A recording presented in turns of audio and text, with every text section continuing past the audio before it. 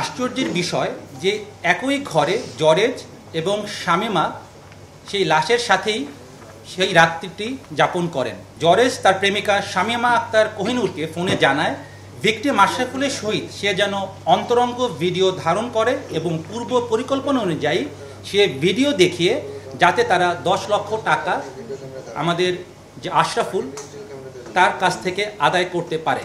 জরেজ এক পর্যায়ে অতিরিক্ত ইয়াবা সেবন করে উত্তেজিত হয়ে অচেতন থাকা ভিকটিম আশরাফকে হাতুড়ি দিয়ে এলোপাথারি পেটাতে থাকে। তার আঘাতে এবং মুখ স্কচ টেপ দিয়ে বাঁধা থাকায় শ্বাস না নিতে পেরে ঘটনাস্থলে ভিকটিম আশরাফুল মৃত্যুবরণ করেন। 2025 তারিখ সকালে একটি বিশেষ অভিযান পরিচালনা করে তার নিজ বাড়ি হতে র্যাব কর্তৃক গ্রেফতার করা হয়। আজকের ব্রিফিং মূলত আসামি প্রেমিকা শামীমা হতে প্রাপ্ত তথ্য এবং যে আলামতগুলো আমরা সংগ্রহ করতে সক্ষম হয়েছি তার সম্পর্কে আপনাদের সম্মুখ অবগত করাটাই আমার মূল উদ্দেশ্য। গ্রেফতারকৃত আসামি শামীমা আক্তার কোহিনুরের দেওয়া তথ্য মতে ও তার মোবাইল ফোন বিশ্লেষণে আমরা জানতে পারি হত্যাকাণ্ডের প্রধান আসামি জরেজের সাথে তার 1 বছরের অধিক সময় ধরে প্রেমের সম্পর্ক ছিল। জরেজ শামীমাকে জানায় তার এক বন্ধুর প্রেমের ফাঁদে ফেলে ব্ল্যাকমেইলিংয়ের মাধ্যমে 10 লক্ষ টাকা আদায় করা সম্ভব, যা থেকে জরেজ 7 লক্ষ টাকা আর শামীমা 3 লক্ষ টাকা ভাগ করে নেবে। উক্ত পরিকল্পনা অনুযায়ী শামীমা ভিকটিম আশরাফুল ইসলামের সাথে 1 মাস পূর্ব হতে মোবাইল ফোনে যোগাযোগ শুরু করে এবং তাকে তার প্রতি আকৃষ্ট করার চেষ্টা অব্যাহত রাখে। তারই ধারাবাহিকতায় মোবাইল ফোনে তাদের নিয়মিত অডিও এবং ভিডিও কল চলতে থাকে। পরবর্তীতে গত 11 নভেম্বর 2025 তারিখ রাত 8টায় জরেজ ভিকটিম আশরাফুলকে নিয়ে ঢাকায় রওনা করেন। ঢাকায় আসার পর গত 12 নভেম্বর 2025 তারিখ জরেজ ও আশরাফুল শামীমার সাথে দেখা করে ঢাকা মহানগরীর শনির আকরার নূরপুর এলাকায় 5,500 টাকা দিয়ে একটি বাসা ভাড়া করে 3 জনই একত্রে ভাড়া বাসায় ওঠেন।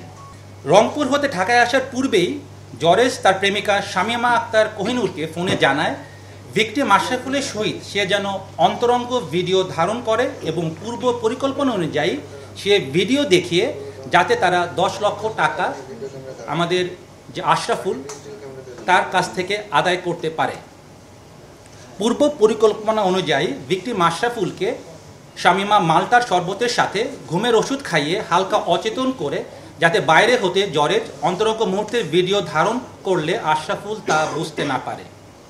পরবর্তীতে যখন একান্ত সময় কাটায় তখন জরেজ বাইরে হতে ভিডিও ধারণ করে থাকে এবং উক্ত ভিডিও আপনাদের সামনে যে মোবাইল আমরা জব্দ করেছি তাতে আমরা পাই এবং ওই অশ্লীল ভিডিওগুলো ধারণ করে সে পরবর্তীতে ব্ল্যাকমেইলিংয়ের একটা চেষ্টা করে বলে আমরা বুঝতে পারি। প্রিয় সাংবাদিকবৃন্দ, শামীমার দেওয়া তথ্য মতে 12 নভেম্বর 2025 তারিখ দুপুরে আশরাফুল যখন পুরোপুরি অচেতন হয়ে পড়ে তখন জরেজ আশরাফুলের হাত দড়ি দিয়ে বেঁধে ফেলে এবং মুখ কস্টেপ দিয়ে আটকিয়ে দেয়। জরেজ এক পর্যায়ে অতিরিক্ত ইয়াবা সেবন করে উত্তেজিত হয়ে অচেতন থাকা ভিকটিম আশরাফকে হাতুড়ি দিয়ে এলোপাথারি পেটাতে থাকে। তার আঘাতে এবং মুখ স্কচ টেপ দিয়ে বাঁধা থাকায় শ্বাস না নিতে পেরে ঘটনাস্থলে ভিকটিম আশরাফুল মৃত্যুবরণ করেন।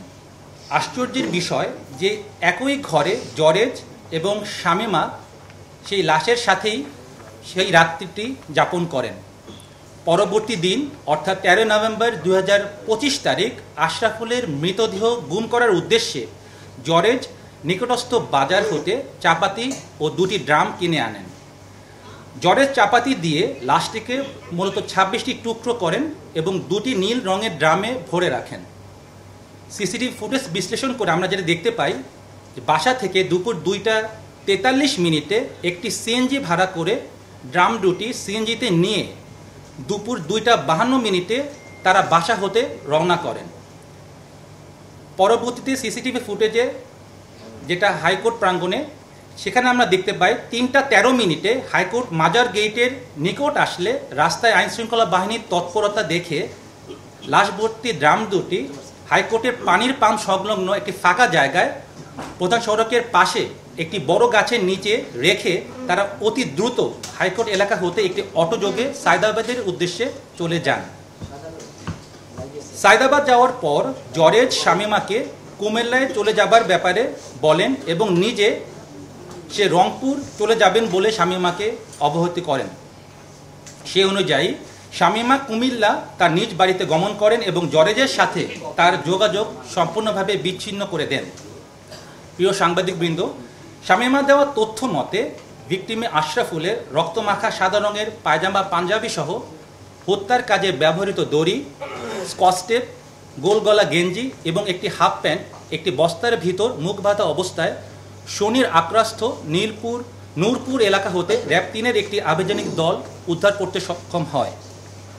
এছাড়াও তার মোবাইল যেগুলো আমরা পেয়েছি তার থেকেও আমরা বিভিন্ন আলামত, আমরা যে ভিডিওগুলো সে ধারণ করেছে এবং নগ্ন ভিডিও এবং ছবি, সেগুলো আমরা উদ্ধার করতে সক্ষম হয়েছে।